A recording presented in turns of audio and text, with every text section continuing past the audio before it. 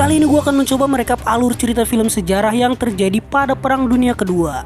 Film ini menceritakan tentang kisah nyata pada Perang Dunia Kedua yang terjadi pada tahun 1944, di mana pada saat itu blok sekutu yang terdiri dari Inggris, Amerika Serikat, Kanada, dan Polandia berhasil merebut Prancis yang pada saat itu diduduki oleh Nazi Jerman.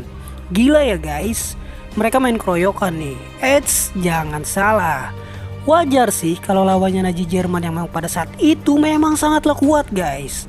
Dan Jerman merupakan penyulut Perang Dunia ke-1 dan juga kedua meletus yang menggemparkan seluruh dunia. Oke lanjut. Atas keberhasilan sekutu merebut Prancis dari Jerman, mereka merasa bahwa kini mereka tengah berada di atas angin. Dan selanjutnya mereka berencana akan melancarkan serangan yang disebut Operasi Market Garden. Operasi ini bertujuan merebut dan menguasai jembatan-jembatan yang merupakan garis belakang dari pasukan Jerman. Jika operasi ini berhasil, mereka bisa dengan mudah masuk ke wilayah Jerman dengan melewati Sungai Rini untuk menguasai lembah Ruhr yang merupakan pusat industri persenjataan milik Jerman.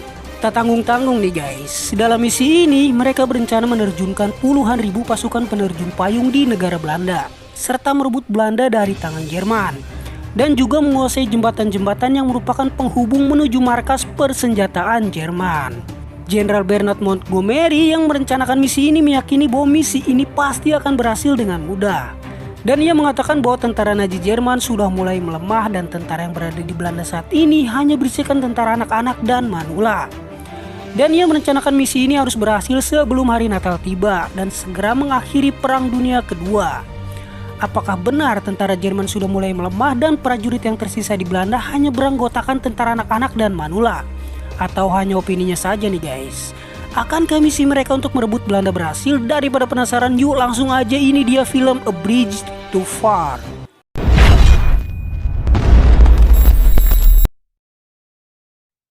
Film berlatar pada tahun 1944. Di markas besar Inggris terlihat Jenderal Browning mendapatkan perintah dari atasannya yang bernama Marskal Bernard Montgomery. Beliau memerintahkan Jenderal Browning dan para jenderal sekutu lainnya terdiri dari Inggris, Amerika, Kanada, dan Polandia untuk segera melakukan penyerangan kepada Jerman dan berniat mengakhiri Perang Dunia Kedua sebelum hari Natal tiba.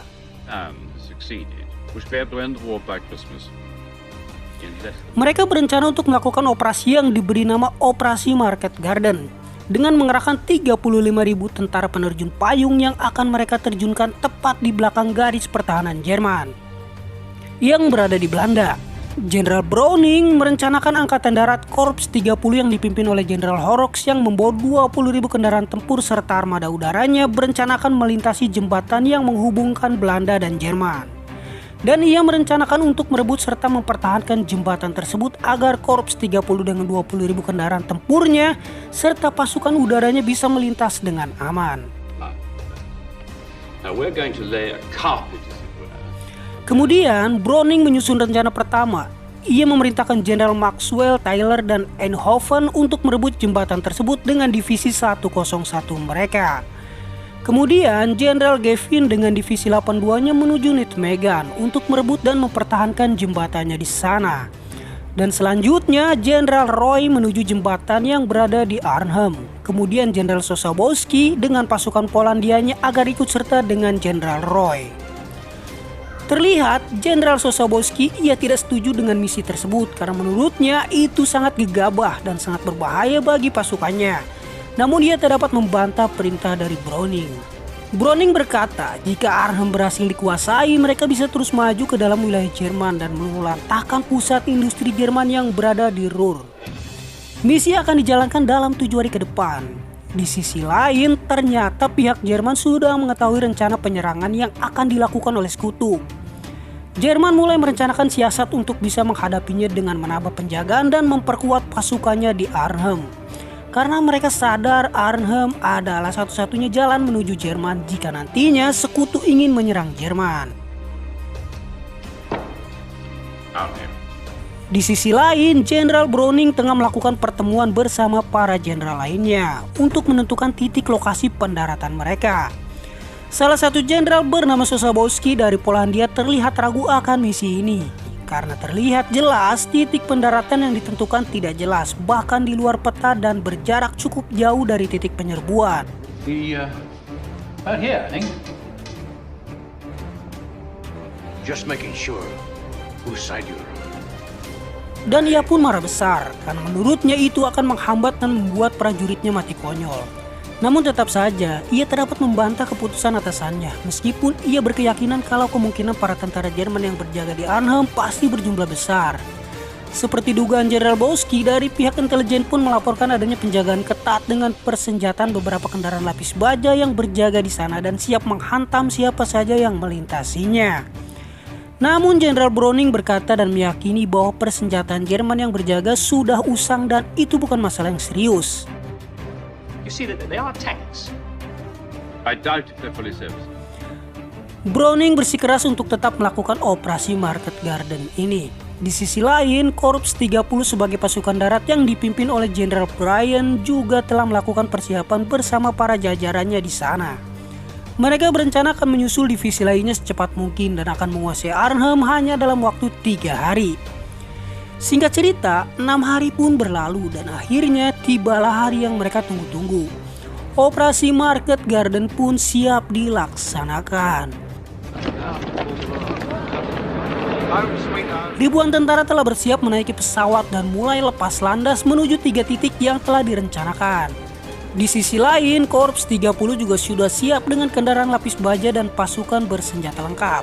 Dan mereka juga telah siap menunggu di titik tugas sambil menunggu divisi 82 dan 101 berhasil mengamankan jalan yang akan mereka lalui nanti. Singkat cerita, ratusan pesawat angkut militer milik sekutu sudah mulai terlihat di langit Belanda, disertai suara gemuruh dari mesin pesawat yang terdengar sampai ke daratan Belanda.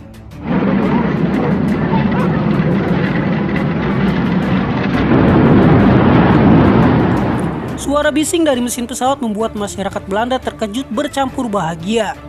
Bahkan orang-orang yang sedang beribadah di gereja pun berhamburan keluar ingin melihat superhero mereka yang berada di atas langit dengan mengendarai burung besinya. Jelas, rakyat Belanda berharap mereka bisa membebaskan Belanda dari cengkeraman Jerman. Akhirnya, sampailah mereka di titik di mana mereka akan diterjunkan. Satu persatu tentara pun mulai melompat terjun bebas dan melayang di angkasa untuk melaksanakan misinya. Begitupun petinggi mereka, yaitu sang jenderal. Awalnya gua kira kalau jenderal nggak ikut berperang, hanya menyusun strategi sambil duduk manis tunjuk sini tunjuk sana dengan sedikit kata dan duduk santai membaca koran sembari menikmati kopi panas sambil menghisap cerutu. Ternyata jenderal pada masa itu pun tidak hanya duduk manis dan memberi perintah saja. Mereka juga turut terjun di medan perang. Ngeri juga ya guys. Oke, lanjut. Sebanyak 35.000 prajurit dengan parasutnya terlihat menghiasi angkasa. Sungguh suatu pemandangan yang indah namun menegangkan.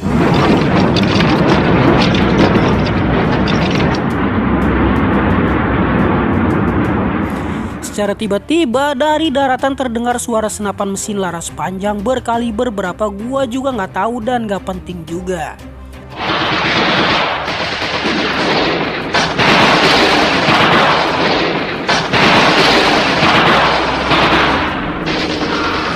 Bukan hanya itu guys, tembakan meriam dari artileri Jerman pun melesat mengarah ke titik pendaratan para penerjun. Ternyata guys, bukan hanya rencana penyerangan yang telah kubu musuh ketahui, bahkan titik pendaratan pasukan sekutu pun telah mereka ketahui. Sialnya, prajurit yang masih melayang di udara pun menjadi sasaran tembak oleh tentara Jerman. Terlihat mereka seperti sedang menembaki burung di angkasa. Oh iya guys, setahu gua dari sumber yang pernah gua baca tentang hukum perang bahwa menembaki penerjun payung di udara itu merupakan kejahatan perang. Dan itu merupakan pelanggaran. Mereka hanya boleh menembak jika si penerjun sudah mencapai daratan. Apa memang benar?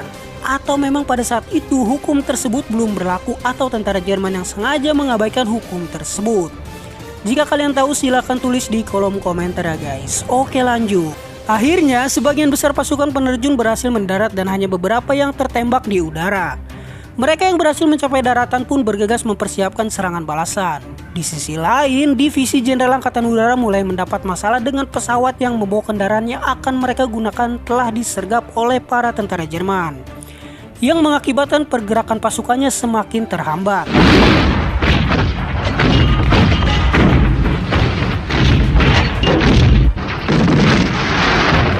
Namun mereka beruntung, pasukan pengebom udara datang dan dapat mengatasinya. Mereka pun melanjutkan perjalanan menuju jembatan San yang berada di Innova.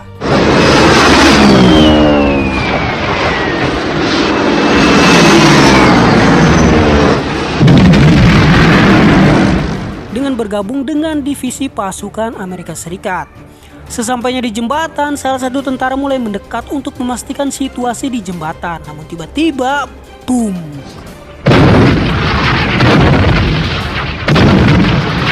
Jembatan pun diledakkan oleh pasukan Jerman. Karena mereka tahu bahwa jembatan itu adalah jalan untuk menyusul divisi lainnya. Karena itu, mereka pun harus membangun jembatan darurat agar Korps 30 bisa menyusul divisi lainnya. Sedangkan di sisi lain, para tentara sekutu yang mendarat di Arnhem perlahan-lahan mendekat ke seberang jembatan.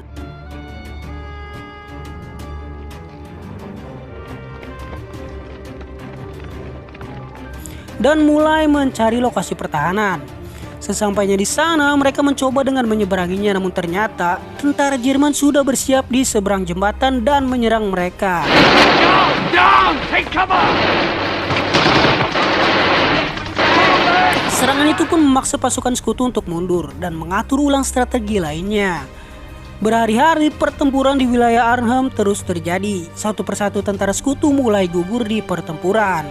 Jerman berupaya masuk ke sana untuk mengepung balik pasukan sekutu yang sudah tersulut. Pihak sekutu sendiri hanya bisa bertahan dan semakin kewalahan karena korban terus berjatuhan dan juga mulai menipisnya perbekalan serta amunisi.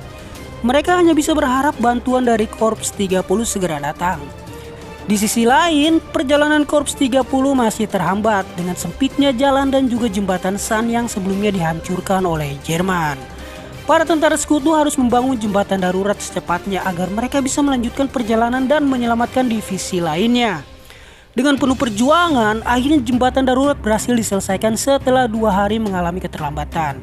Akhirnya, Korps 30 berhasil melewati jembatan dan bergegas menuju Nijmegen untuk menyusul prajurit sekutu. Di sisi lain, tentara Jerman mulai menerobos masuk dengan kendaraan lapis baja miliknya.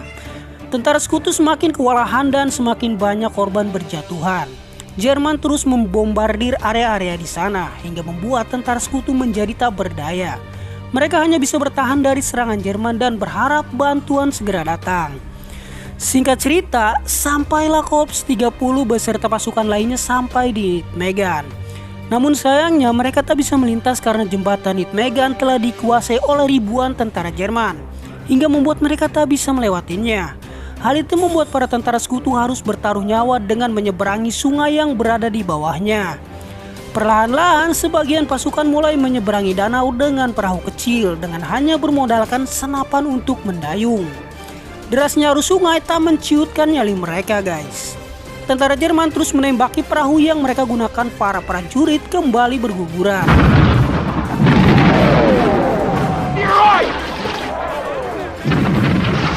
Dengan penuh perjuangan, akhirnya beberapa pasukan mampu menyeberangi sungai itu dan mulai melakukan perlawanan. Beruntung, Korps 30 tiba hingga mereka berhasil melumpuhkan semua tentara Jerman dari kedua sisi jembatan. Dan akhirnya Korps 30 beserta pasukan lainnya berhasil melewati Nijmegen dan menuju Arnhem untuk membantu seluruh tentara yang terjebak di sana. Sementara itu, di Arnhem pasukan Jerman terus mendesak ke area pertahanan sekutu. Keadaan di Arnhem semakin kacau, para pasukan yang terluka satu persatu mulai tewas. Kekuatan pasukan sekutu semakin menurun dan mustahil untuk melanjutkan misinya karena habisnya perbekalan amunisi serta tempat perawatan. Membuat keadaan mereka semakin kesulitan. Hal ini terjadi karena pasukan udara yang mengirim pasokan makanan dan juga amunisi telah disabotase oleh pasukan Jerman. Titik di mana pasokan makanan dan juga amunisi dijatuhkan telah dikuasai oleh Jerman. Hal itu membuat pasukan sekutu tak berdaya karena kehabisan amunisi dan juga makanan. Sampai-sampai salah seorang tentara sekutu memberanikan diri berlari ke arah di mana pesawat sekutu menjatuhkan pasokan makanan. Namun usahanya sia-sia. Ketika ia berlari dan mendapatkannya, ia malah menjadi sasaran tembak oleh pasukan Jerman.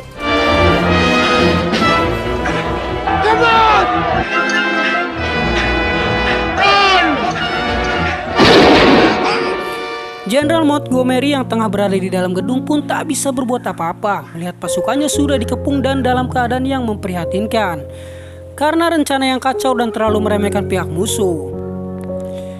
Dalam misi yang gagal total ini, pasukan sekutu yang berjumlah 35.000 pasukan, 11.000 diantaranya tewas dan sebagiannya dinyatakan hilang. Dan 6,6 ribu tentara Inggris hilang dalam tugas. Sedangkan dari pihak Jerman, dari total pasukan 20.000 tentara, 2.000 tewas dalam pertempuran dan 6.000-nya terluka. Oke guys, itulah pembahasan singkat dari film yang udah gua rangkum. Semoga dapat menghibur dan sampai jumpa di alur cerita film berikutnya.